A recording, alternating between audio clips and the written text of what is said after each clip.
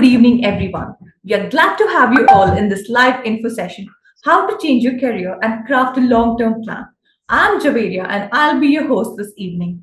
The info session will focus on expert strategic planning to help professionals navigate their careers. The session is designed for all the stages of your professional journey, from recent graduates to seasoned professionals, to help you understand the evolving job landscape shaped by AI. All through the session, our senior counselor, Ms. Rajeshwari, will be actively responding to any questions in the chat window. Hello, everyone. Thank you. I request all the participants to keep themselves muted through the session. You'll be given an opportunity to speak during the Q&A session. All right.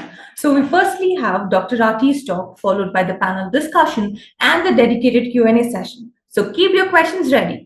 And before we begin the session, I'd like to give an overview of who we are and what we do. At SetMyCareer, our team brings together diverse expertise from different industry backgrounds, and we are passionate about guiding you through holistic career development, prioritizing your happiness and success. Our mission is to empower and support over 10 million individuals across the nation, guiding them to make informed decisions that shape their professional journeys. With 15 years of market presence and clients across 13 different countries and counting, we are proud to have successfully guided over 50,000 individuals towards their right career paths. Our focus spans diverse categories of working professionals, including freshers, mid-career, and senior professionals. Additionally, we also cater to the students from 8th standard to 10th standard, 11th standard, and 12th standard, as well as graduates. We offer a range of services for all these categories, including career counseling, psychological counseling, personality development, coaching and mentoring, career restart program, and entrepreneurship counseling. To support these services, we use globally validated assessments backed by over 50 years of research. These assessments analyze 76 different elements in an individual and have been tested in over 105 countries worldwide, providing 7 unique dimensions and 30 different job fitment analysis as well, playing an important role in recognizing and addressing diverse challenges faced by individuals, unveiling pathways for improvement. These assessments offer valuable insights that guide individuals toward personal development, empowering them to evolve into an enhanced version of themselves. Together, SetMyCareer brings 90 years of joint expertise of two career experts, Dr. Douglas Jackson, Sigma USA, the psychometric expert, and Dr. Nandkishor Rathi, SetMyCareer India, the career counseling expert. Our reach extends across 25 cities nationwide, with 40 counseling partners, several of whom are displayed on the screen. Each counseling partner is trained and certified personally by Dr. Rathi. Our speaker for today, Dr. Rathi, brings over 40 years of diverse experience to the table. He was a placement officer at IIT Bombay, where he connected with over 300 organizations and was responsible for placing over 1,000 students annually in multinational companies like Morgan Stanley, LG, Godrej, and more. He was also the director of Oracle, overseeing campus recruitment across 12 different Asia-Pacific countries. His vast experience is complemented by being a Mercer Asia Award winner for his PhD research. Over to you, Dr. Rathi.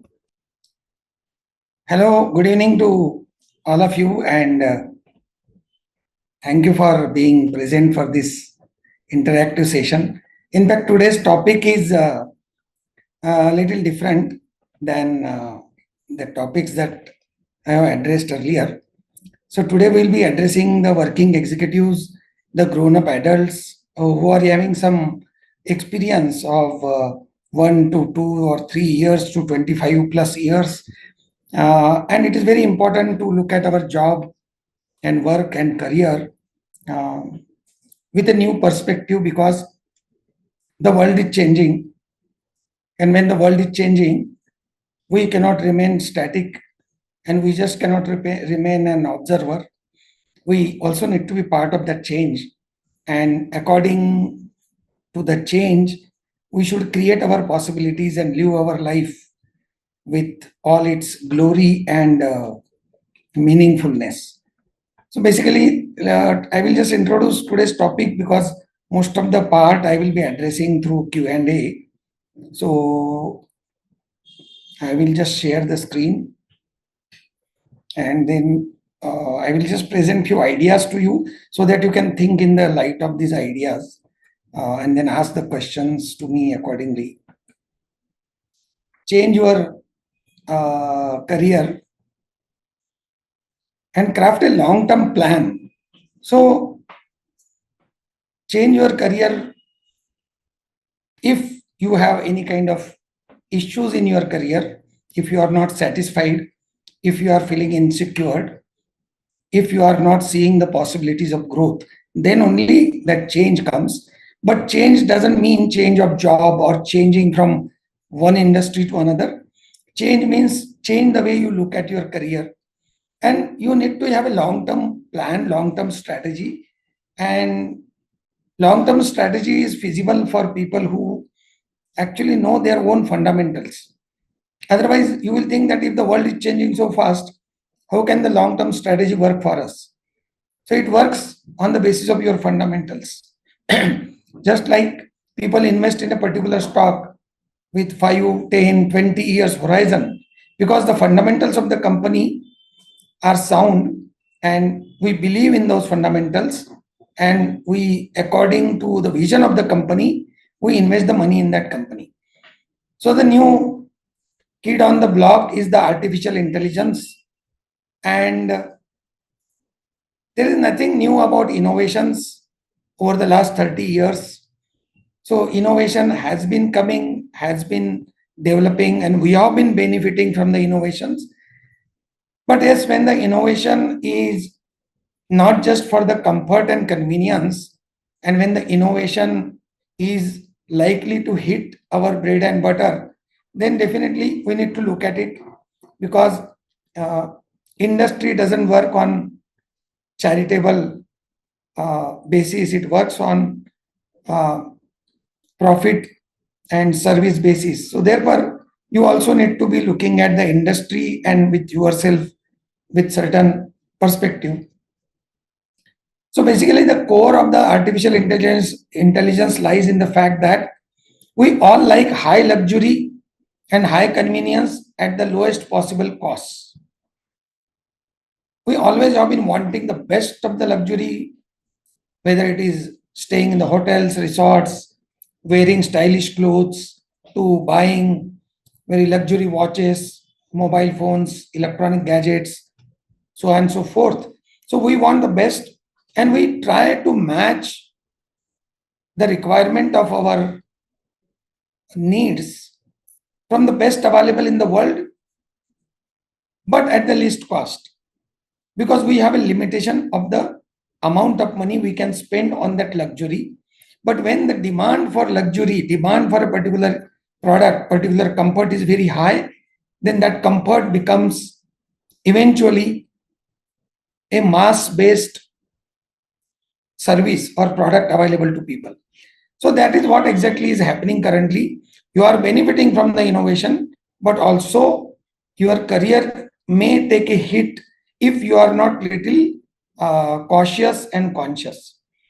So I just wanted to give you the example of this artificial intelligence by going back to the Gurukul system, where the only privileged people and the children of the kings and queens were going to Gurukul and learning the special skills and the high-end knowledge which was acquired by the great Rishi Munis was imparted to these very privileged people.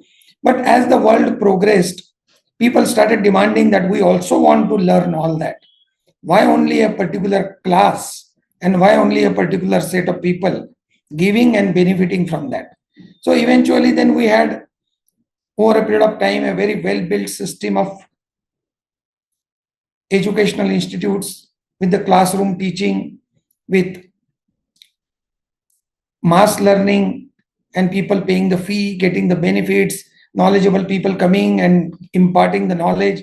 But only the people going to top universities were earlier entitled for that specially privileged knowledge, and that is where a lot of brain drain and has happened to US in the 1970s, 80s, and 90s.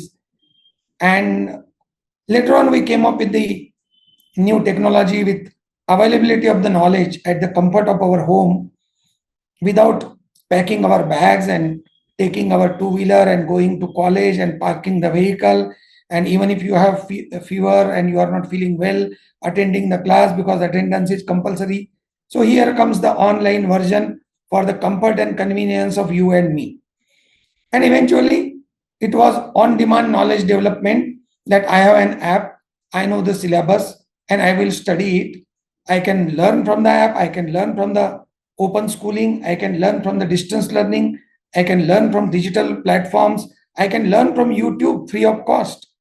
So now the knowledge so privileged to few people is now available at the click of the button, and you are the beneficiary of that.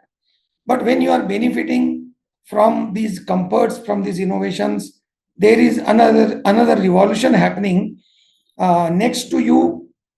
Either you are affected by it or you are going to be affected by it. So it is just a question of being alert, being smart, and enjoying the change. So benefits of innovation are now reaching to masses. And here comes the artificial intelligence that in 2017, in the manufacturing sector, 60,000 factory workers lost their jobs because robots started running the factories. That means the work which was repetitive type in the factories and manufacturing companies started getting replaced by robots because the work was very repetitive and very monotonous. In the retail and e-commerce also, companies are trying to reduce the queues of the customers for the billing, the effort to pick up the goods, and not to waste time. So therefore, companies are now getting into the retail operations with a lot of automation in it. Customer service is definitely, we are seeing the change in the last 3 to 4 years, especially that customer service is getting automated with dial 1, dial 2, dial 3, and even the chatbots where your problem is resolved with the help of chatbot most of the time. And if the problem is beyond that, then only the human intervention is available. So this is also one example in the customer service applicable to all the sectors. And even in the transport logistics, a lot of automation is happening. Artificial intelligence is getting utilized, and we have driverless cars from Tesla in pipeline. And probably the job of a driver may become a history in the coming years. So innovators keep on trying because they want to give that benefit of comfort to all of you. Similarly, finance and accounting is one industry that is going to be hugely impacted because everything is transparent, online, visible, and we all have adopted technology to such a great extent that we now really are into a digital world altogether. In the healthcare industry also, the images that radiologists were analyzing for giving their expert comment is getting analyzed by the special tools. And content writing, journalism, this was like till recently, this was very, very individually driven human intervention. And you required a specific people for that to avoid any kind of copy of the content and all. But now we have tools and techniques where the machines are generating the knowledge based on the knowledge available at different locations and sources across the world. So when we look at this scenario, we see that a big change is happening because technology is at its full blossom and human brain is very active. But there are two questions for you, or with respect to your career, or rather three questions. First question is, you need to consider what is the type of work that you are in.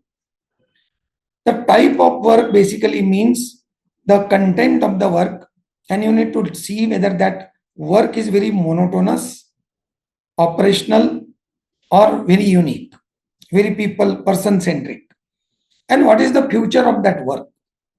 So you need to look in the light of the automation that how the new age of innovation is impacting your job and therefore your future? And the third question is, how do you address this challenge? So, to me, this challenge can be addressed, number one, by not taking opinion from anybody.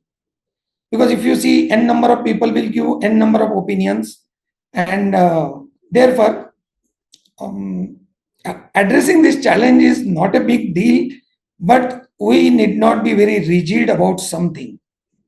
We need not be rigid about the education we have taken accidentally. We need not be rigid about the job somewhere we got comfortable. We need not be rigid about the particular industry which is giving air conditioned cabins for people to sit. And we need not be rigid about the brand of the company because of which many of you have got married. So basically, let's not have a rigid approach. And even if you don't want flexible approach, the circumstances, the industry, the innovation, the change is going to force you to remove your rigidity. People who have lost their jobs, they are sitting at home.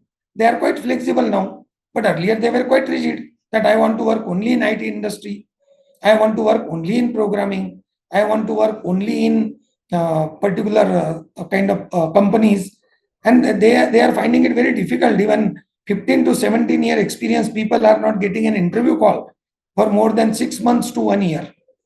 And they have all the qualifications. Means that part they have completed. Online education, certification, online degrees, MBA, MS in data science, postgraduate diploma in so and so, all that they have completed.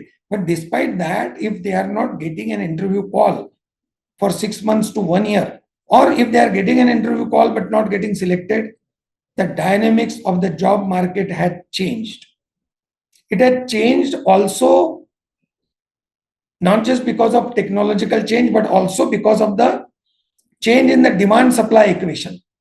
So demand supply equation, because of the huge lot of people getting graduated, taking degrees, and huge population available with highly adorable degrees, education institutes, and therefore all these learned people holding to their degrees very rigidly are looking for something better than their past. But the past had changed, and now it is a new present and new future. And in view of this, it is very important that you address the challenge by these three simple steps, and we'll discuss this through a panel discussion and Q&A session. So I am making my presentation very short. First of all, you need to keep in mind that you need to be irreplaceable. If you are going to be easily replaceable by another person, if your skill is easily available, and if your work can be easily automated, there is a question mark. You need not get panic, but you need to get prepared, because you only have encouraged the change, you have adopted the change, you have downloaded the Paytm and UPI and Google Pay, and therefore you are benefiting from it. So you cannot say that I don't accept the change now. So please see that you are not replaceable easily by any technology, automation, or rampantly available people in the market. So people availability in the market is a different dynamics of competitiveness to search for a job. And if there are too many people available in the market, you might even have to go to the extent of reducing your expectations in terms of salary. The salary of a content writer has come down considerably in the last 2 years. And so many content writers are available, just to give one example. Similarly, so many people with teaching experience are available, and they are not getting interview call for teaching even after 10 years of experience when they lost their job in a particular college. So please remember that you need to find a USP for your profile, that you should not be easily replaceable because of your qualitative qualities and because of your quantitative data, degrees, knowledge, hardware, and the software in terms of your personality. retain your expertise. If you have just become an expert because of repetitively doing the work, you are not the real expert. The real expert is someone who goes beyond the repetitiveness of the work to innovate the process. And therefore, you need to understand your expertise, and then you need to retain that expertise in whatever change you want to make. For example, somebody's expertise is an extraordinary communication in a very professional environment with in a very formal kind of setup, then that person should consider that expertise along with many other factors, because job is not just one strength, job is not just three strengths, job is not just the passion, job is not just the personality. It is the job market, your degree, your eligibility, your suitability, your communication, your soft skills. I mean, just because of soft skill, people have retained and grown in their jobs in tech sector also phenomenally, and their salaries, despite being, and we have a couple of panel members who are going to enlighten us today on how they succeeded to top positions even with non-tech degrees. And the third and the last point that I want to make is, don't rediscover yourself, but don't reinvent. Rediscover, what I mean is, what you originally are, what is there in you naturally, what you are born with, should be rediscovered with a new environment, with a new light. And reinvent is no, that means if you have done a particular kind of job and somebody tells that now data science is in demand, and suddenly you jump onto data science. Somebody says that you should go to some new technology in Python, or somebody says new area in digital marketing. Don't jump to that, because that is the artificial career that you have acquired. So artificial intelligence is going to hit the people who have acquired the artificial career, artificial job. What is artificial job? The job that was not meant for you. The job which you are trying to do, the job in which you are trying to excel, the job which you are trying to hold on, the job in which you are trying to grow, and you are worried about that. That is artificial job, artificial career, and artificial life. So rediscover means go back to your drawing board with your fundamentals, with your DNA, and then find who am I and what magic I can create. Because in this world, a psychologist can also be a billionaire, a technologist can also be a billionaire, a fashion designer can also be a billionaire, and a teacher can also be a billionaire. So everybody has equal opportunity to be a billionaire, provided that person follows his true passion. So thank you very much, and over to our team for the next part. Thank you so much, Dr. Rathi. That was really insightful. To proceed, let's move on to the panel discussion. I'm sure everyone is eagerly waiting for tonight's panel discussion. Tonight's panel discussion is going to be super exciting. We've got experts with varied experiences from diverse industries with us today. Each panelist has utilized SetMyCareer during their career journey, leveraging the platform to make informed decisions. Let's see what they have to say. First up, we have the famous filmmaker, Mr. Gangadhar Salamat, a writer, director, and producer from Namma, Bengaluru. He is the founder of DEES Films, a renowned production house specializing in Kannada cinema, an engineering graduate in computer science turned filmmaker. Gangadhar brings a blend of creativity and technical expertise honed from his background in computer science. Then we have Nupur Madan. She holds a master's she holds a master's in business management, a leadership transformation and change mindset coach, passionate about empowering teams to reach their full potential. 20 plus years of experience in senior leadership roles. She worked with Clarivat, Cognizant, and Genpact, served 500 MNCs from USA, UK, Central America, Europe, Philippines, and Australia. She's also actively involved in women empowerment and diversity, inclusion initiatives, and a keynote speaker on women's issues in the workplace. Sakshi. Sakshi holds a bachelor's degree in electronics and communication engineering, passionate about driving strategic initiatives and cultivating a culture of innovation and delivery excellence. She has over 15 years of industry expert in strategic program management and operations, strategic PMO, global stakeholder, and communication. She bagged Accenture's Corporate Function Hall of Fame 2021 award, eValve Serve Innovation Award, IBM Client Value Outstanding Technical Achievement Award. Dr. Rashi Sabu, a dental surgeon, transitioned to a public health professional. She currently works in the social impact space, working on a CSR projects for clients such as Suntech Reality, Indira IVF, HUL, SIDBI, Bosch, Diageo, and HCL. She has worked on nutrition projects with UNICEF, received the McKinsey Shakti Scholarship in 2019 to pursue a master's in public health. Pranjal Bajpai. Pranjal from Prayagraj holds a master's degree in communication from St. Joseph College of Commerce, Bangalore.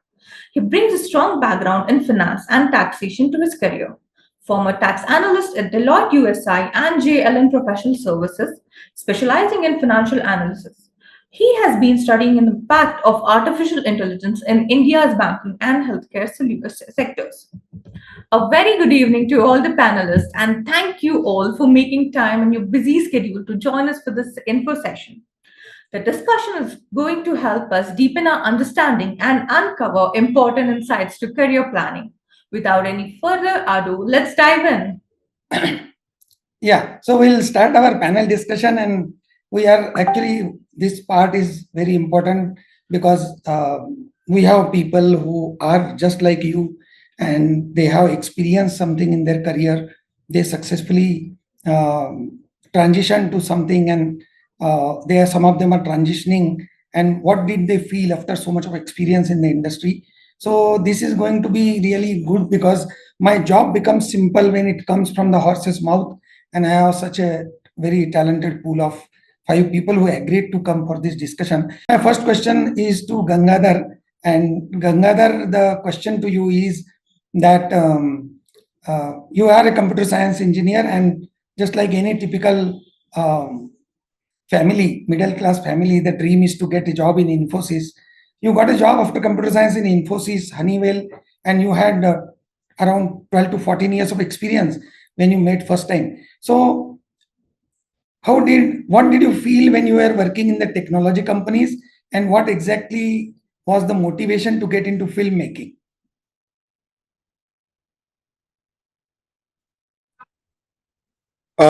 Good evening, Rathi sir, and good evening, all the friends over there. So, okay, so the question sir asked is, what did I feel then, and why did I shift, and how do I feel now? Okay, so I'll just go back a little bit, and just like any other, I come from a very small town in Karnataka, and studied well, did my engineering. I got a job in Honeywell. I was an aerospace engineer, and life went well. I had nothing much to worry about. Things were going to US, coming back, traveling, everything was happening. There was a point I got married. I had a son. So everything was done. I built house for my parents. I bought a house for myself. It all happened before 30. Then that is when it started, like, what should I do with my life now? The rest of the, 30 or 50 years, whatever. So I was quite confused, and I thought entrepreneurship was a big deal in those days, like now also it is, but it was just upcoming those days. And just like everyone, I started, my startup. I didn't enjoy that. Then again, the search started, like, what should I do? That is when I met Rathi sir. So what I felt in those days, the money was good, everything was good, and I was progressing in my career as well. But I knew that there is a limit for it. There is a ceiling. Because I was not one among those outliers in the IT. I was just like anyone else there. That is when I felt, okay, this is a time that, I should make a shift to a different career, or I need to see what works for me. What is that something which I really love? That is exactly when the question started, and I met Rathi sir, and we did a lot of analysis. We went through my profile and all. The creativity is something, it came out like one is into films, something which I can do. I loved films from childhood. And another aspect came out in the report is the career counseling. Sir, hope you remember. those days. Okay. So otherwise, if I wouldn't have been a filmmaker, maybe then I would have been a counselor now. So the whole thing is that finding what I love was very important, and I had job in Infosys in those days. I was doing quite well. I left. I learned filmmaking, and I started doing films. And as you know, film is industry is quite a difficult line to crack. It was quite difficult because I had not assisted. I didn't have any family members there, but I did quite well with the first film without assisting anyone. The film won state award in 2017, and it was in Netflix for last 5 years. Now it's out and it's going to be on a different platform very soon. So I'm now the shift has made me that I'm quite happy with what I'm doing, though I miss that kind of money which I used to earn those days. But still, Yeah. quite a very good life now. I feel very charged up every day morning, and Correct. So actually, Gangadhar, people ask me one question, particularly when I go to MBA colleges and all, some students stand up and they say, "Sir, you left Oracle, so are you repenting for that decision?" So if I ask you, are you repenting for your decision? Because I know filmmaking is very resource-oriented industry, and somebody has to put money in that, and you have to manage in very less amount. You have to show all the item numbers and masala. So are you repenting for that now, or you don't want to go back to corporate? no, I'm not repenting at all, sir. Never in my wildest of the dreams. I would like to go back to corporate. Okay, so quite happy, and we are doing quite well now. The fourth film from our production is going on floors, and my third film in Hindi is going to start very soon. Oh, So very good. yeah. Congratulations. Congratulations. So doing quite well with that, sir. No regret, because I found what I wanted to do with my life. And there is a book. Absolutely, absolutely. Very nice. Yeah. I think, Gangadhar, you are a kind of role model to many of our listeners today, because somewhere it is not about money after a particular period of time, but although you are also giving an indication that first you should build your home, make your wife happy, and raise your family properly, and then only jump. But I want to say that no, earlier the better. But yes, I understand that when you come from middle class families like mine, we have to be very careful about it. My next question on the similar lines is to Nupur. So Nupur has really got very good experience of 22 years in corporate field, and not just an ordinary work, but really a strategic level work with extremely good performance, a lot of accolades, what a lot of achievements, and she doesn't have to think anything else. But she has moved from, she thought of coming out of that corporate life to something else. So my question to her is, Nupur, how did you get into such good lucrative job with your BCom MBA, and how did you enjoy that, and how did you survive, and what enlightenment came to you after some experience? Uh, so I think I just didn't think too much about the brand or anything. So when I got into my first job, I was so committed to it that I wanted to make it work, no matter what. So I think what helped me was the attitude of I have to excel. And I think even if when I was a new employee, I think what stood out was the fact that I was hungry for excellence or to excel or stand out.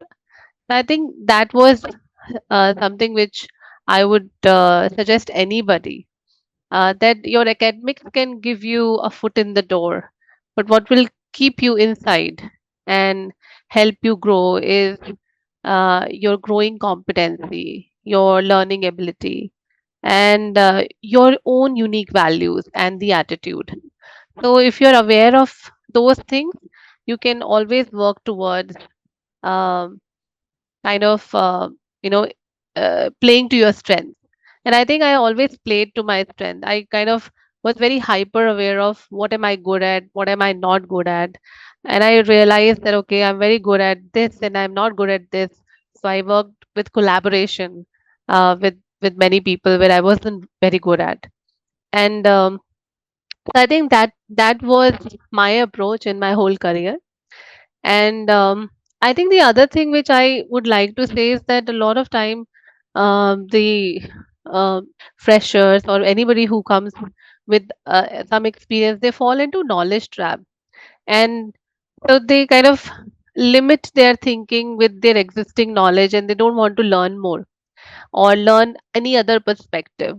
I think it is it what helped me was this attitude of always learning from the other person, whether or not they had the experience, non-experience, or academically, whatever they were.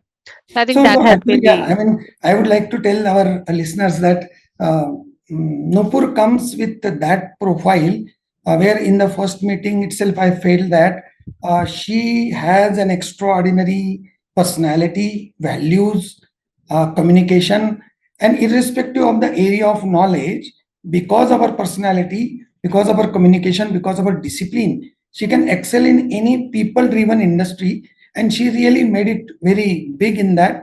And I will be definitely asking her one more question about her transition that is going to happen. But I would like to go to Sakshi with similar profile, who is a electronics and communication engineer, and how she landed up in her engineering degree, and then from engineering to engineering job to non-engineering work in pre-sales, program management, and here she is today with extremely good, very very successful career. But she wants to explore something bigger, better, or she wants to realize her true potential in the coming years. So Sakshi, please give your insights to our audience.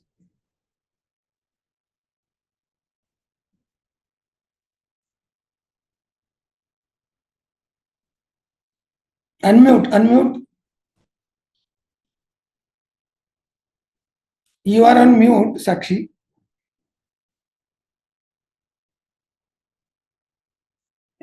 what Yeah, please go ahead.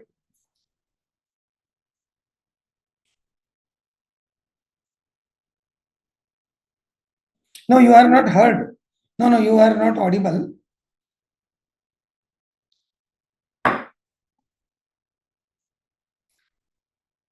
So by the time we fix Sakshi, I would like to go to Dr. Rashi.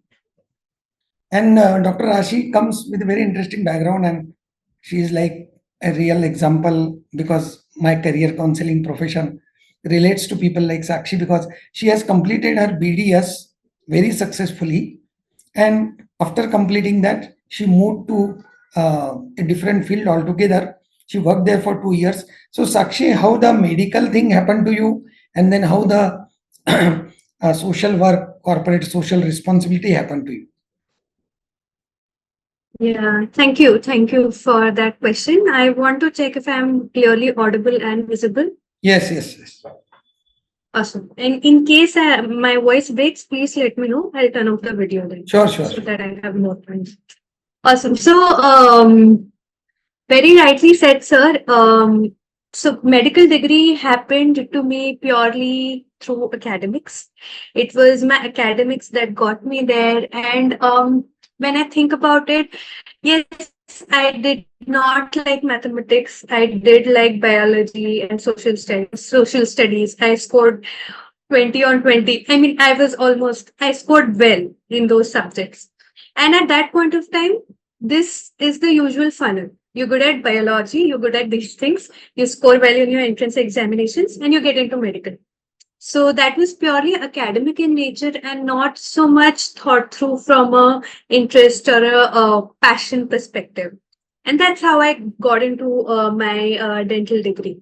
But having practiced as a dental surgeon for a year or two, I even while I was practicing, I constantly had that feeling that hey, there's more to me, or there's something more that I can do. And I realized that my people driven or people oriented inherent nature might not be getting fulfilled there because dentistry involves intricate work.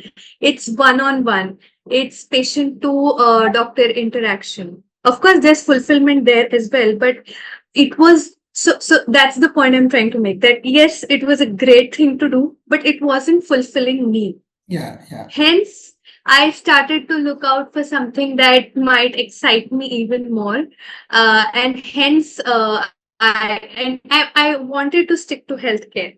I mean, my vision Yeah. was healthcare back then. And so that's how I transitioned to public policy or public health domain and in the social impact domain. Correct.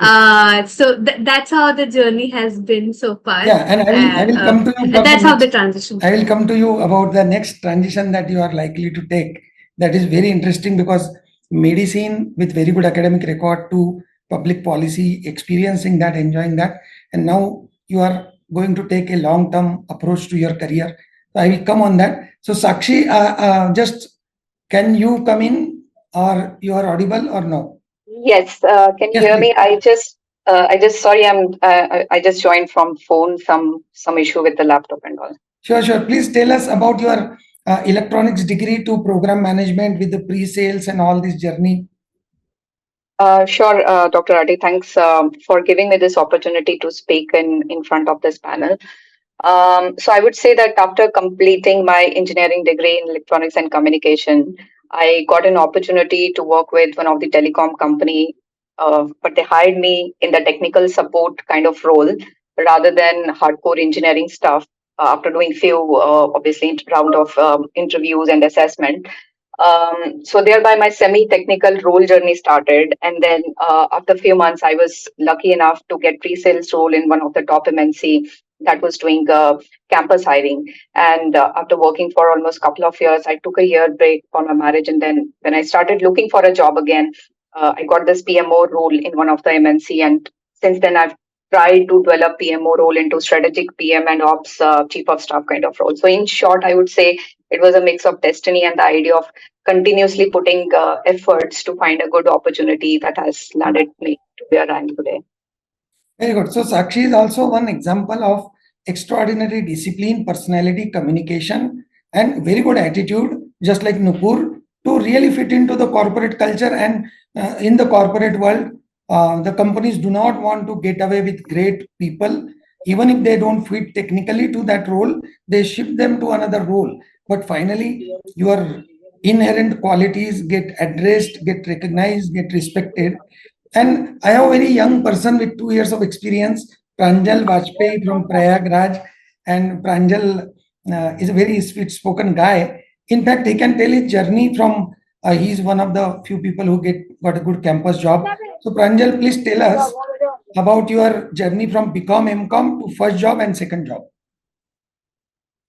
Sure, Dr. Rathi. So, thank you for the opportunity, obviously, for giving me this opportunity in front of this panel as a panelist. So, I would like to say that my career started from BCom to my first job has been little long, as after BCom, I decided to go for the MCom. And one more thing I had, that I really wanted to do MCom from a good and prestigious college. So I chose St. Joseph College of Commerce, which is in Bangalore, MG Road, and it had a great placement opportunities for the students. And so I got the campus placement in Deloitte USI as a tax analyst. As in the last semester, it had a good placement opportunities for the students.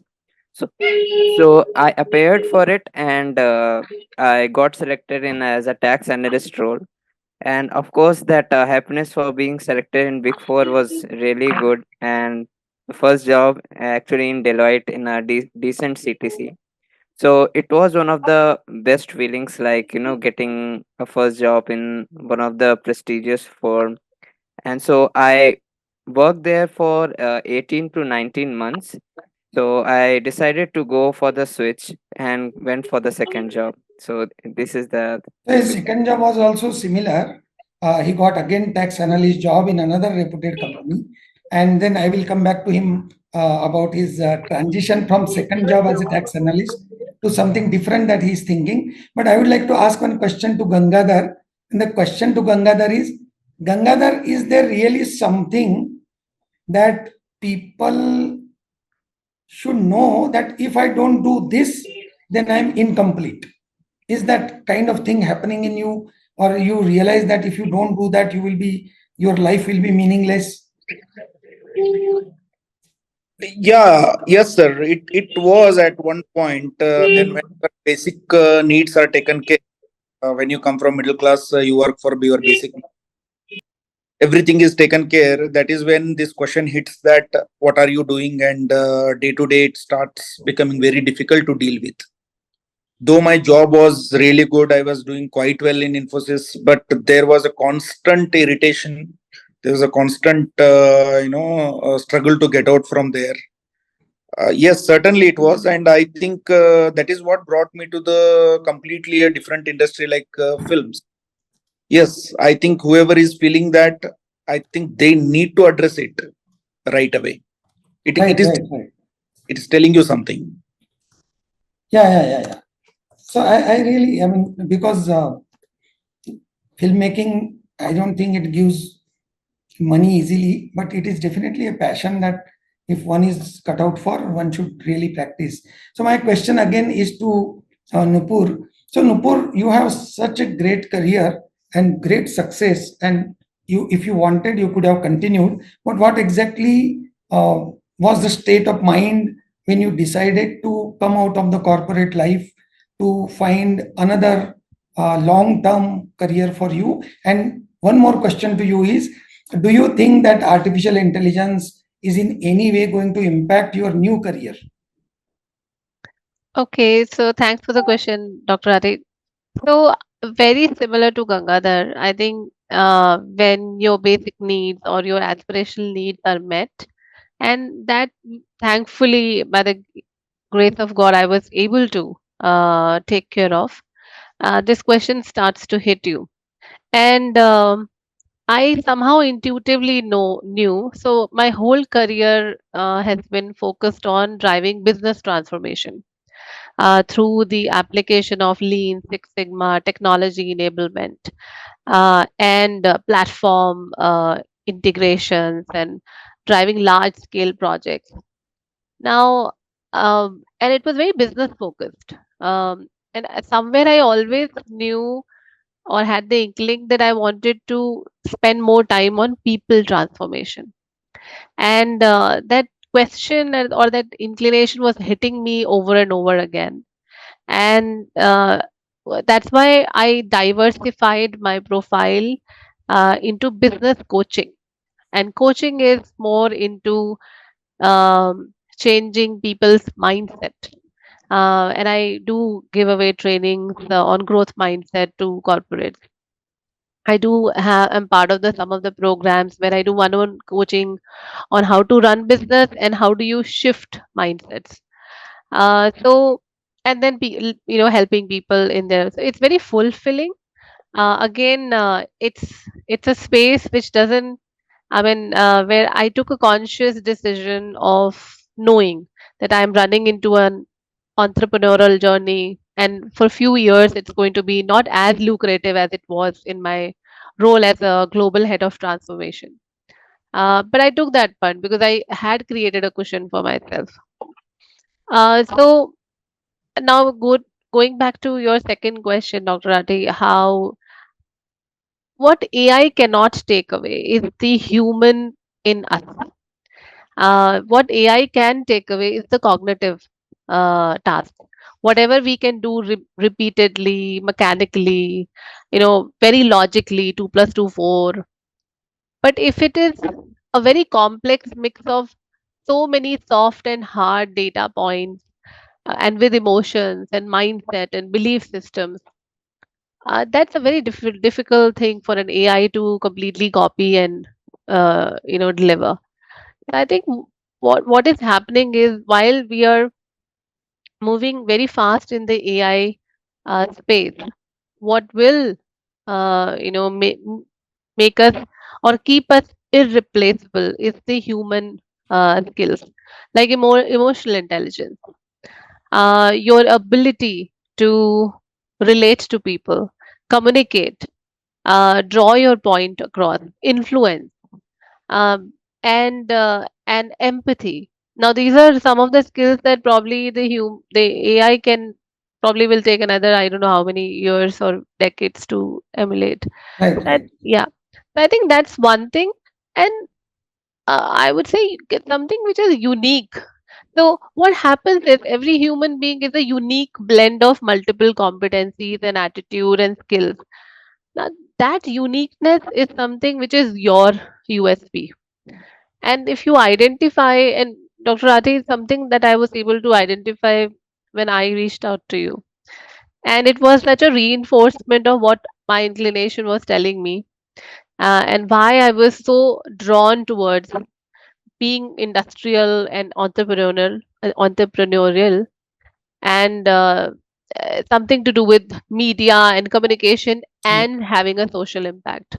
Yes, yes. So yeah, so I think that really helped me. Yeah. In fact, I mean, even Sakshi for that matter, Sakshi, you can also tell that with corporate experience, what is it that something that you felt you want to, you want some energy in you which you wanted to get addressed in your future, and how did our discussion help you in that way? Yeah, sure, sir. I think the discussion with you really helped a lot. Since last couple of years, as I'm getting to know myself more, there is a lot of awareness that has happened, and I've been feeling that while doing all the current role and stuff, there is a continuous feeling that there is a lot of energy in me somewhere hidden inside, which is not getting fully utilized. And I've been wondering why few skill sets were coming to me naturally. They were giving me a lot of comfort, while few were not. So at that point of time, I really wanted some expert guidance, and hence I approached to you to get some direction. And you really helped me to understand and think more deeper via scientific way, my interest pattern, my inner core strengths, and now I'm getting a bigger picture of myself and my horizon of possibilities for my current and Very good, future very state. good. Thank you very much. So similarly, I would like to go to Rashi. So Rashi, you can also, like, now you experience the social impact where you actually got a lot of job satisfaction, but then after that you kind of wanted to know something, and did you get that kind of completeness of the picture for your future? Yeah, I mean, absolutely. So, I just wanted to highlight this that hey, you can like something at some point of time, really enjoy it, be super satisfied at it, and yet grow out of it. So social impact space has been so close to me, and it has given me a lot of job satisfaction, as sir has said. But the question I was trying to answer for myself is, reflect while I was reflecting on, say, a decade ahead. Do I see excellence in what I'm doing right now? Do I see myself excelling in that role? Especially now that we are in the AI world, why be average when you can excel at something, right? And the answer, in the process of finding answer to that, is when I reached out to Rathi sir and the team, who've been super helpful. And once I had the discussions, I underwent the test, I followed the procedure that is to be followed. I was not only able to get a clearer picture. Of course, there's a lot. It's participatory in nature. It's not a one-way thing. You also have to be able to invest yourself into the process. But what happened with me was that I was also able to connect a lot of dots. I was able to find answer to my actions in the past, that hey, oh, this is why I do these things. So and that in Correct. itself is a very big relief, and it's reassuring. So Okay, and I that's felt how that. helpful it has been. No, and in fact, I feel that your energy is phenomenally different. And if you utilize just that one quality of connecting with people with the energy, and it has got its commercial applications, it has got its social applications, and that is where I presented you various applications to your complete picture. And you will be one of the best in the country, one of the best in the world, I feel. And that is what is the basic, the purpose of this, our service is to empower you with giving your picture from you to you. We are just the catalyst in that process. And Pranjal, I just wanted to ask you one thing, that you have done 2 jobs as tax analyst, and then you have come to us and you met me. So basically now what are you feeling about your future? What is your true passion and why the tax analyst role was not that satisfying for you? Yeah, sure. Yeah. So actually, I connected with Dr. Rathi in May 2023 when I started to face issues with my performance regarding the allocated work which was assigned to me. So I started to feel stressed out as being 60 hours per week was the target, like 60 hours chargeability should be there. And it affected my health as well. So Yes. I connected with Dr. Rathi for the consultation. So he also suggested me to take some break and look for some other profile. So it's not that tax analyst is the only thing you have to do in your life, right? So meanwhile, also I look for some other job opportunities. So I got a job offer from the startup company in August 2023, and also I worked there for 8 to 9 months, and working there I felt that maybe I'm not fit for that tax role. So I decided to meet Dr. Rathi again in May 2024. So I took up the psychometric test which Dr. Rathi suggested me, and he also gave me the great insight about myself.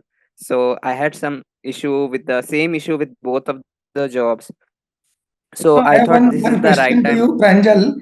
Pranjal, do you think that tax analyst role might get affected because of AI, but the new career that you are exploring will really not affect Hmm. your career? Uh, yeah, actually, this the decision which I took of teaching right now. Yes, of course, the teaching can impact on the role which I'm taking. But one thing which I observed that uh, you can't replace the human beings as an AI. Like whenever you look upon the teachers, you can't just depend on AI to do that. Like Right. recently, I have as Purnima. So Correct. Purnima also we remember the school teachers, college professors, which have given us the guide. So I Yeah. don't think so replaceable by AI. Absolutely, absolutely. I mean, that is why I gave that. Yes, Although we have so many apps, but the teacher yes, teaching in the class and talking to students is irreplaceable, and it will always be needed. Offline classes will be on only for motivated people who can study on their own. That is yes. 10% of the people. But I have now one question to all the panel members one by one. What is their final message to all the young kids who are studying in schools, colleges, people who have just started their career? With 1 or 2 years of experience or 20 years of experience. So first, Gangadhar, please give your really some very important, honest advice to people with the reality of the fact that we all come from a different kind of economy where we have to manage our day-to-day living as well. So Gangadhar, then Nupur, then Sakshi, then Rashi, and then Pranjal. Each one have to tell quickly about their final advice to all the listeners here. Okay, so the advice what I would like to give is find your true north. As sir's, the tagline is. It's very important. You need to understand what you are good at, what you love to do, and most of the times you can't, find it out on your own. You need a support system, and thanks to the technology now, thanks to a lot of developments, and thanks to the people like Dr. Rathi who are doing it, to help people to understand what they are good at and what they can be doing. So for me, it helped a lot because I was in a hardcore engineering, and from there to completely creative field. I would have worked, I would have continued, but Right. it's my life completely coming to the creative line. So it's important to find out what you are good at, what you love to do. To Yes. find that out, take support from somebody, and Now, if you can find yourself, nothing like that. But when you find something is gap here and there, then you get confused. Then you ask to people. So somebody in your life has to give complete picture of you to you, and you should be satisfied with this. That solves the problem. Whether you need another person or not is fine. Yes. We have the tools, techniques which were not there when I was graduating.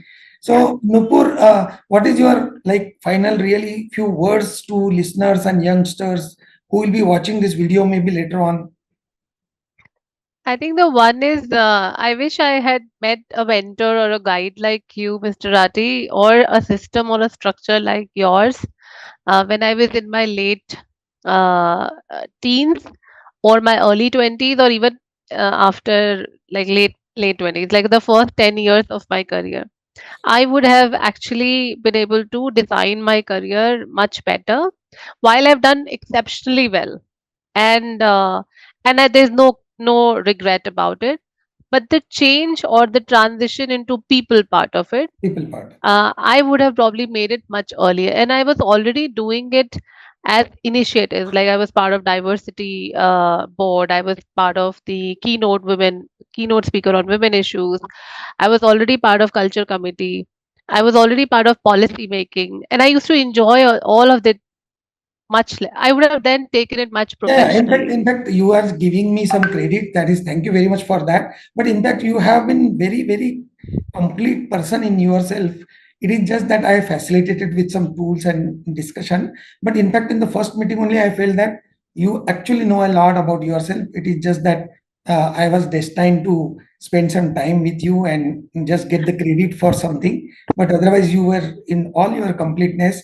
And Rashi, please tell what do you want to say to many people who are going to medical and struggling with need and trying to get admission. I think this just comes to my mind. Degree is just a piece of paper. And out there in the world, degrees might just help you get to a place, but ultimately your inherent strengths is what Yes, makes you yes, survive and thrive. So please kind of try and understand yourself before making any career decision, no matter how you do it. There are so many ways, but just understand yourself and go ahead. And mind you, being a doctor, yes, is a great thing. Being a dental surgeon, or I have friends who are specialists, oncologists, and various specialities. It is not necessary that that degree and that work will give you joy correct, if correct, it doesn't align with your inherent strength. correct, So, correct. degree is just a piece of paper. Please enjoy what you're doing. That's it. Absolutely. So our team is telling that we have less time. So Sakshi, your kind of final advice to all the listeners and people who will watch this video in future. I think my first advice would be to start some meditation. It's very important that you know yourself. You meditation, and there is meditation to actually become aware about what is happening around you and what is happening within you. So it's important to connect with yourself first, and then whatever all the panelists have, your inner core strength, and at a very early stage, if possible, please, so that you can have like more fulfilling years as you are growing old, and find a mentor at a very early stage. And the last thing that I would like to say, I think the world is changing at a very fast pace. It's also important that you keep on upgrading your skill, whether you choose any profession. We need to embrace the change, and we need to keep on upskilling ourselves. Yes, yes. Thank you very much. And Pranjal, your last advice to youngsters like you with commerce background, struggling to become chartered accountants, getting a job as a tax analyst, financial analyst, credit analyst. Yeah, sure. So, Very quickly, 2 minutes, yeah, two so my lines. advice to the only people, like, never to lose hope. Like, even if you land up a very good job, Be a or little even loud. if you do very well in that, don't. Hello, can you hear me? Be a little loud. Okay, so my advice to the youngsters is that never to lose hope. Like, you can do better every time. Like, even if you or even if you can't do well there, it's not the end of the road. you can explore to other options as well. Nothing comes never take health for granted. Like, it should not be that the cost of your mental health. So life is important, Life is and it correct. yes, Everything is life is not important, and material life. believe in your Yeah. yes, Thank you very much. Thank you very yes, much. and All the believe in the instinct. yeah. In fact, I mean, thank you very much, and because for you as Insightful well. discussion filled with a lot of enthusiasm. And I believe that our audience has a lot of takeaway from this. Here are a few questions asked by the participants, which we have segmented into topics as there were too many similar questions. So Dr. Rathi will address these questions first. Post that, we'll move on to a live Q&A session. Dr. Rathi, the question should be seen on your screen. Yes, yes. Yeah. So I can see that there is a question which is posed by Keshav, Amandi, Banu, and Sunaina, and that is, how can I identify upskilling opportunities and in-demand skills to advance to a leadership role for career growth in my current position? So basically, the first fundamental question here is, do you think that your current role, current job is a perfect job for you, and you have kind of enjoyed it, and you have excelled in it, and you got some appreciation in that job? If the answer to that is yes, then you can definitely think how to go to the next level of that job, because the job hierarchy, the skill hierarchy, the creativity hierarchy goes like this. It is a pyramid, and if you are somewhere at the middle of the pyramid, then you should try to go to the next level. And sometimes you need personality related skills, sometimes you need competence, sometimes you need knowledge, because if your knowledge is not up to date, sometimes you need to learn or develop knowledge of certain tools and techniques. So if you are happy in the current job, if you have done a considerable progress in it, but if you are somewhere feeling that you are falling short, then yes, it can be assessed as to where you are lacking, where you are falling short, why you are not going to the next level of managerial leadership or subject matter expertise, and then it can be discussed. So, but don't go by this theory of scope. Theory of scope means, where is the scope in the current market? So that way, if you go, I will say the scope is in film industry, politics, data science, and artificial intelligence. But that doesn't answer your question, because the question is, where is the scope for you based on your inherent qualities, your natural talent? So that is how I would like to look at that. And I would like to answer the second question. And our panelists can always come in whenever they want. What career fields are projected to grow by 2035? Oh, looks like yes, Prabhakaran, Akash, you seem to have something very big commitments uh, till 2035. And how can I align my growth over the next 5 to 6 years with these future opportunities? Again, my answer to that is, just like Nupur is and Sakshi is coming from a very good background in the corporate, and if they want, they can really prosper in the same field and continue to go to the top level by just changing a couple of companies. But the question here is, they are trying to look at where is the scope for them, not just in terms of earning money and getting the bigger designation. It also means getting more fulfillment to finally come to the highest level of Maslow's need hierarchy of self-actualization needs, where you feel that I am doing what I love to do. And you can love to do even acting job in Ramlila if that really satisfied you, not necessarily film industry.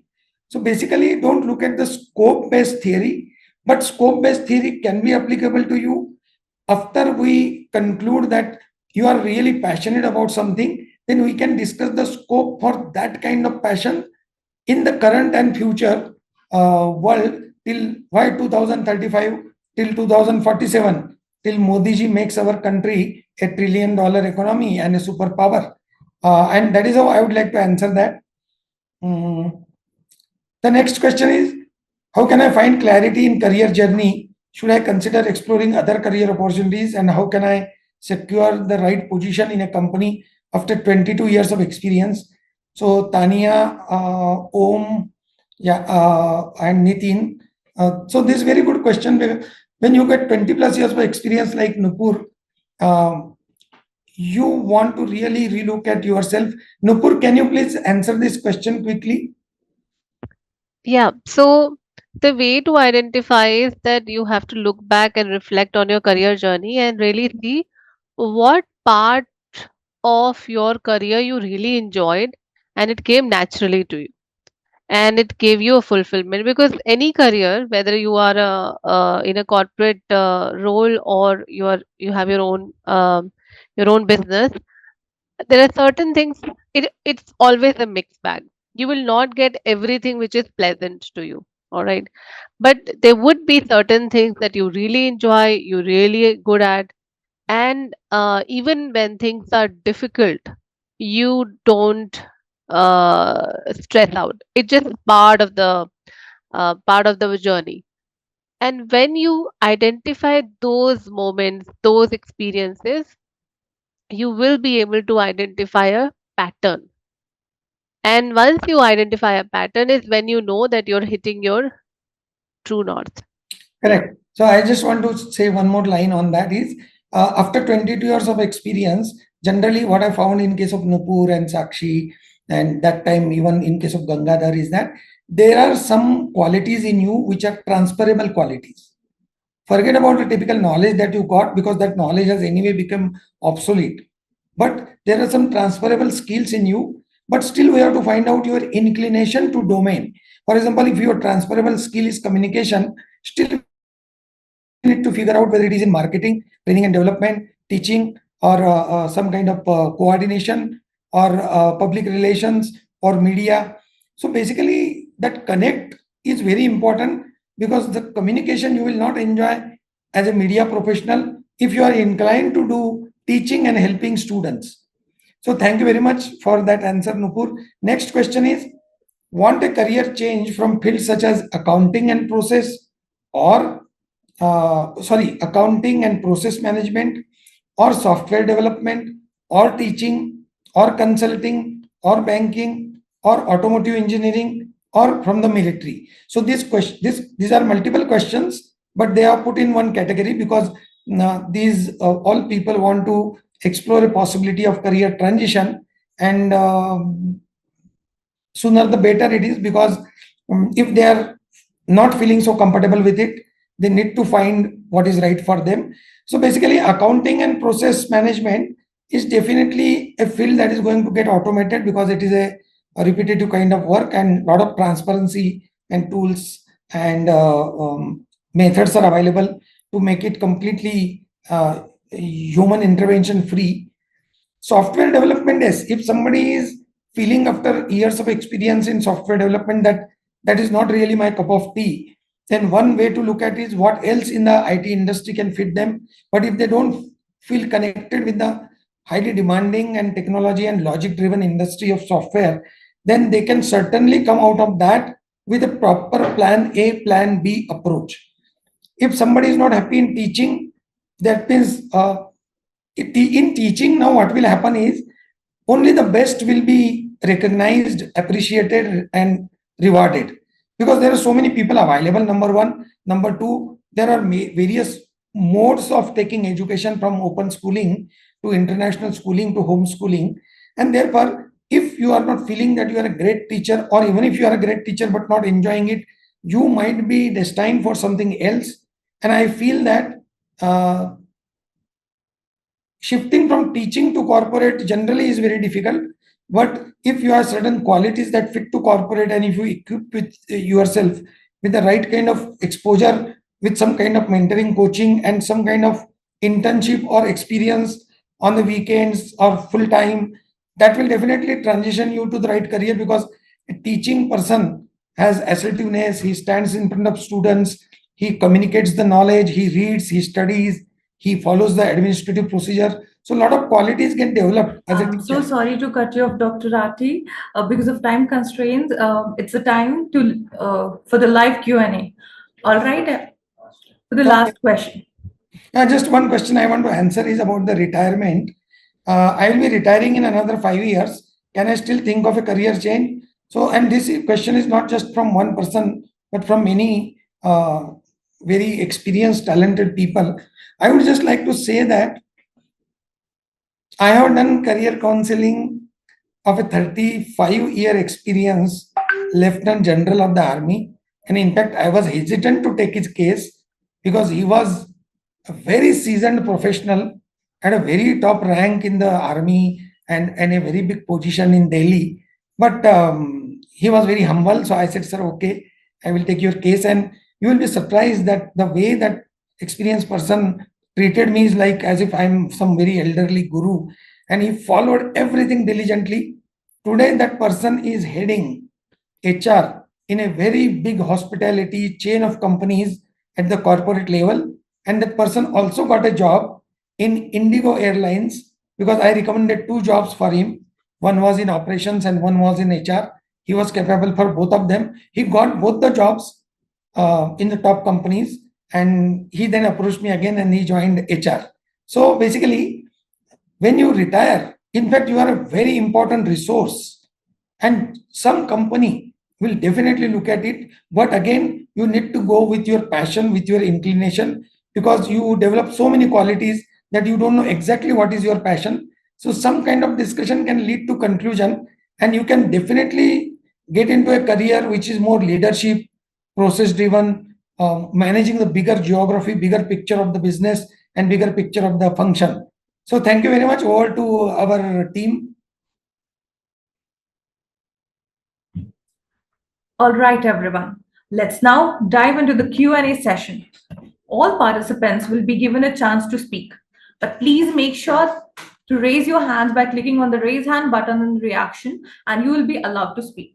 Also, since we have 6 speakers, please specify which speaker your question is directed to. Our speakers are excited to address as many questions as possible, subject to the time available. Also, like I mentioned earlier, Rajeshwari, our senior counselor, is available in the chat box to address your questions on the chat. You can post questions for her as well. Okay, so can we have the first question?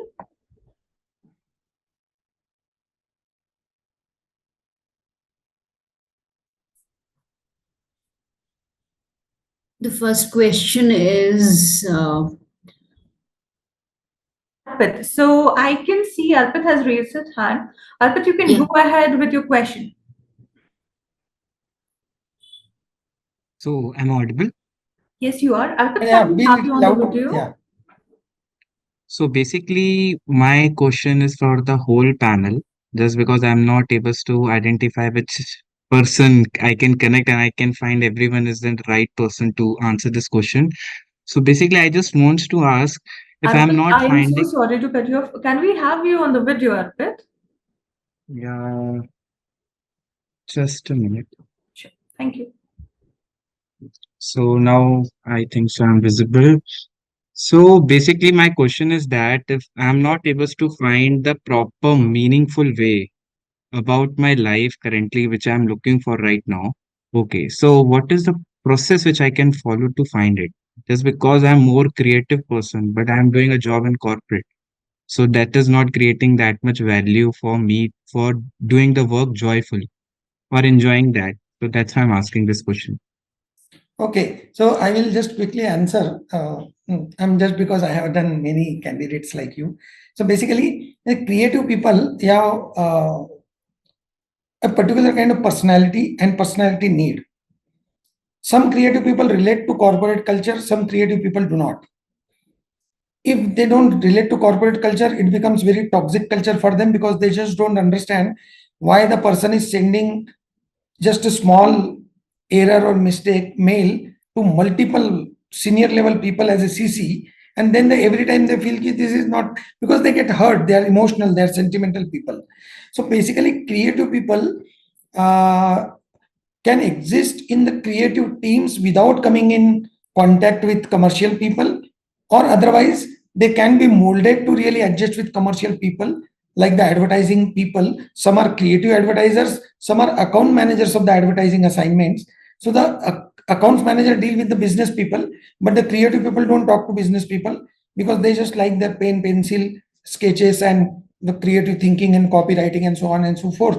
So basically, for creative people, for sensitive people, the current industry environment is not really that good, because apart from creativity, you need to also be addressing the urgency of the matter in the corporate world. So in such situation, I think the answer is, we need to find out which environment will suit you, like advertising agency environment, college university environment, or typical consulting company giving services to many other companies environment, or a particular company like Hindustan Lever and getting into their advertising domain.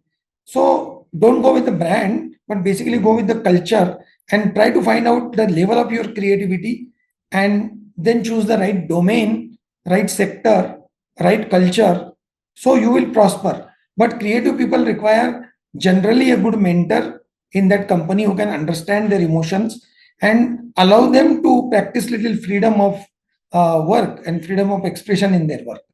So it is little complex, but it is very simple once we have the proper data with us about you. Thank you, Arvind.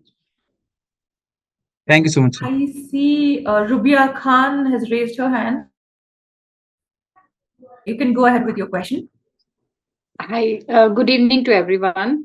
Good evening, Rabia. Rabia, can we have you on video? Yes, I've just turned it on. And it's Rubia. Hello, am I audible? Yeah, Rubia. Okay, so my question is, like I'm interested in learning languages, and currently I'm, learning Japanese language. And so, what is the scope for the language part? And does AI pose any threat to it? I want to ask this question in general. So, I would request if Mr. Gangadhar or Ms. Yes. Nupur can answer this question. Yes. Otherwise, it is open to all the panelists. Yes, Gangadhar, please answer. You are a communication expert, as we found out in our assessment. Rabia, the thing what I understand is, yes, it is going to affect for sure. Because what will happen is, every smartphone, or since I know technology also a bit, so every phone or every device is going to have a inbuilt translator kind of a app, which will do a real-time translation. So that is something I understand. That is only I can talk about. But about the scope, I think Rathi sir or somebody else want to elaborate. They can elaborate. Okay. Yeah, anybody, Nupur, you want to address this? I think languages have great future, Rubia, because while the AI can translate and there are Google Translates and many apps available, uh, but language is a very interpersonal experience if you really understand. And I mean, beyond a point, you would not like to talk to a machine. And the language is all about the communication, exchanging ideas and culture, rather than a tactical, vocabulary translation. So I think if you keep your intention that language is an enabler for you to do a cultural experience, and that's what you basically position it as, then language has great potential. Yeah, I But mean, if you position it as a very tactical solution, then AI will replace you. yeah, according to me, the language people are the most miraculous people in the world, because Yeah. if you are a power of language, along with that power of oratory, you can become the Prime Minister of India like Atal Bihari Vajpayee, and you can even become a great filmmaker, or you can become an influencer, you can become a motivational speaker. So language is a very powerful tool, particularly in the internet era, but we need to find the right application. If it is only about content writing, there is a challenge. But there is something beyond content writing. If we see, there are a lot of possibilities. Yes, Yeah. right now I'm in the middle of doing this career shift. I've worked in film production houses and I've tried my luck there. And yeah, past 3 to 4 years, I have been into this language field. Okay. So, yes, I'm trying to find my ground here. Yeah, film world is not giving like a full-time job as such. They generally work on freelance assignment basis. So we have to relook at that aspect. Rabia, one aspect I just want to quickly, I just thought about this.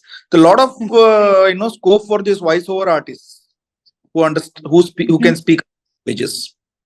So that is where something I feel at this point there will be a lot of openings. Yeah.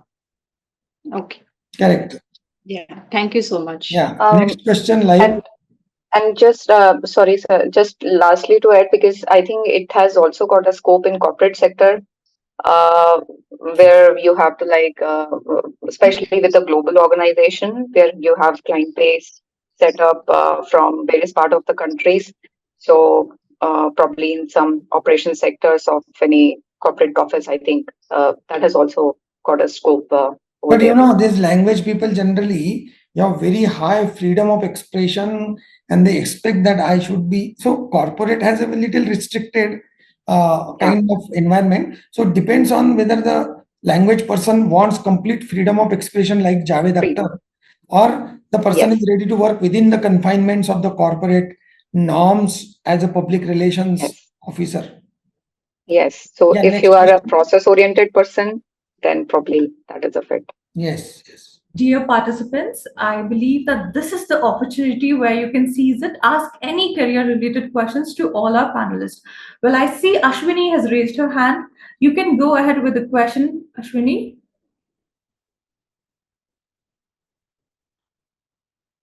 Can we have Ashwini's question? And meanwhile, other participants, you can seize the opportunity, take this and ask career-related questions. Yes, and if we don't have, we can just cover a couple of questions from the slides. Keshav, yeah, I see Keshav has raised a hand. So you can go ahead with the question, Keshav. Hi, this is Ashwini here. Am I audible? I'm sorry. Yes, Ashwini, you're audible. Can we have you on the video? Sorry, right now not very comfortable. Hope it's okay. No problem. Yes, you can go ahead with your question. Thank you so much, and good evening to one and all here, and special thanks to Dr. Rathi for giving such insightful information and including the panelists there. A lot of information I could get out of it. I have a small question here to one and all who can really help me out with this query. My daughter, who's pursuing her PhD at Nagasaki University, Japan, right now on cancer research, what are the possibilities other than being a scholar in a wet lab? What are the other possibilities she can explore being in a corporate sector? What comes to my mind quickly, and of course it depends on many other factors, because we try to look at the long-term happiness, fulfillment, and creating some big impact. But just to tell you quickly, depending on her profile, she can work with, if she doesn't want to work in the wet lab, then she can definitely work into in some research institute where she can do the writing work. She can work with some of the scientists in the field to help them write the research papers, compile the data, even analyze the huge amount of data through data science techniques and tools if she is very good at statistical analysis. And even she can work with some legal firm or some consulting firm for medical field, where she can come up with many compliance related norms. For example, I know one company in pharma sector where somebody has been working as a person in charge for meeting all the compliances pertaining to the medicines and authenticating the documents on the clinical trials. So there are a lot of avenues available, but again depends on the person, whether the person has academic orientation, research orientation, or compliance orientation, or pharmaceutical orientation, or very kind of teaching type of orientation. So it depends. She can also work with the medical college also as a researcher with some professor. So thank you, but it depends on actually the orientation of the person, not just that it is wet lab or dry lab. Thank you, Dr. Rathi, and all the panelists. Next up, we have Mr. Keshav. So, well, Keshav, I've seen you've been raising your hand from a very long time. You can go ahead and shoot your question. And we'd like to have you on the video also. Hello. Yes. Keshav, go ahead. Go ahead. Sir, I'm facing audio issues, so I have written my concern in the chat box. Okay, Keshav's question, please. Sir, Keshav is asking, I'm a junior accountant for a CA firm having experience of more than 5 years in this field. I have a keen interest in handling accounts of corporates. How can I drive myself in that direction? How is the work scenario in corporates? No, actually, accounts still has scope. It is not that it has come to the level where there are no job availability. Just like we had one candidate, Pranjal. So Pranjal has worked as a tax analyst, and he got that job immediately after his Master of Commerce. So basically, you can also get into tax analyst, financial analyst, credit analyst in bank, in loan analyst, loan document verification. So there are many things. If you really like accounts, if you are very analytical, if you are very structured, if you are very methodical, and if you are very introverted, then you will get satisfaction in any kind of accounting firm, particularly these big four or other reputed chartered accountant firms. But if you have other qualities like communication, persuasion, and if your orientation is not just introverted and mathematics oriented, then other possibilities can also exist for you. But if you feel you are born to do accounting and passionate about your commerce, education, and finance industry, still the jobs will be there for next 10 years. And for good people, there is a requirement. But only thing is that what I hear from my known sources is that the accounting and audit industry, generally the growth happens for chartered accountants, CFAs, ICWAs, CA inter people, and then that kind of availability of resource is very high. So whether there will be a future growth is a question mark, because that area is good for those people who are really numbers oriented. And even with just BCom degree, somebody can even become the financial controller of a company. So it depends on your mastery on the subject. Oh, thank you so much. And we have Mayur next up. I see he raised his hand. You can go ahead with your question, Mr. Mayur. Yeah, hello. Yes, you're audible. Yeah, okay. So I basically have a Mayur, can bachelor's we in have you on the mechanical. video, please? I'm sorry, I'm in a place, it's very dark here. Okay, no problem. So You can shoot your question. yeah. So the thing is, I have a degree in mechanical engineering, and I've been working since 10 years in projects. So my projects are mostly related to the pharmaceutical field. I just need to understand and know how good my future looks, or should I just upgrade to something else like. Actually, yeah, I mean, I don't get the clarity in terms of pharmaceutical projects. So does it mean the commissioning and installation of the pharmaceutical manufacturing you are talking about, or projects means you are doing some project sitting in the office in terms of coordination and execution and implementation on just from the office, or you are doing mechanical work? Yes, sir. Yes, sir. The thing is, I have a versatile experience. I have also been working in the design department and also the installation, supervising and installation and commissioning, and also in the qualification part. I have like 10 years experience, and partly I have the experience in all of these uh, dif- So are you different working with a departments. pharmaceutical consulting company or a core Yes, pharma company? right. I've been working in a PMP consultant.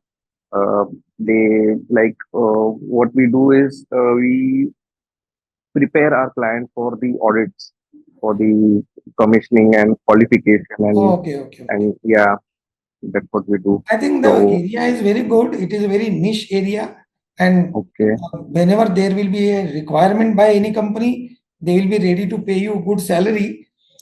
But don't okay, compare your salary with these emerging fields like data science, artificial intelligence, and software right, programming, because those salaries are very different. It is based on a lot of demand supply dynamics. But if you are happy with that work, in the project management, now you can work in any other industry where there is scope. For example, Larsen and Toubro, you can work in oil and gas, you can work in fertilizers, because these process oriented industries will value you for your installation and commissioning skills. But yes, you will get a continuity of the job, security of the job, but not that kind of raises that the people which we hear in the media from IIT, IIMs get, and the artificial intelligence, machine learning people get. So, but yes, if you have some other qualities, we can look at the higher level leadership roles for you, because after some years you get stuck somewhere. So crossing that boundary requires a little aggressive, different approach to sell your profile and to also crack those multiple rounds of interviews. Thank you. Okay, sir. Thank So you. So much. just one more thing. If I actually, I also always feel the need to upgrade myself. Like I can also go for a master's course. And do you feel like is it better to just continue with my career, or should I just upgrade myself with Yeah, higher actually, education? so quickly, just to quickly answer that, basically, see, now for you, what is the selling point is your domain expertise of execution of in a highly technical environment, highly compliant environment.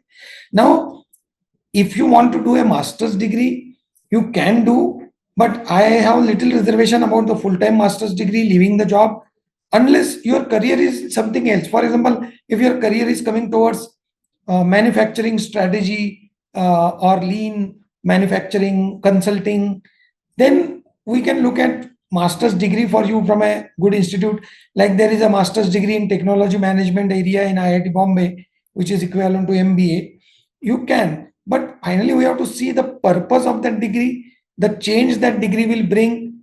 Otherwise, it should not happen that you are losing on 2 years of valuable experience and wasting money to finally again land up in the same kind of job, because that kind of thing has happened with many people. So we have to look at your IT orientation, your tech orientation, whether you can get into a transformation role, so on and so forth. Okay, sir. Thank you. Thank you, sir. Thank That you. was very helpful. Thank you. No, thank you. Thank you so much. Thank you, Dr. Rathi, and thank you all the speakers. This has been an engaging session, and I can see that some of you still have unanswered questions. Unfortunately, we are unable to extend the session further, but you can schedule a one-on-one consultation with Dr. Rathi. Please scan the QR code displayed on the screen to request your appointment, and our team will guide you further. If you're using a mobile device, you can click on the link shared in the chat box. I'll continue to display the QR code to proceed and book your consultation. I'm sure everyone here is aiming to be a leader, an entrepreneur, or a subject matter expert. Follow us on our social media platforms and stay updated with the latest insights on career. The link will be shared on the chat box. To connect with us, please have a look. So it was such an insightful session, and we look forward to seeing you in all our future sessions. Thank you so much for being such a wonderful audience. Thank you, Dr. Rathi. Thank you, all the panelists, and thanks to the SetMyCareer team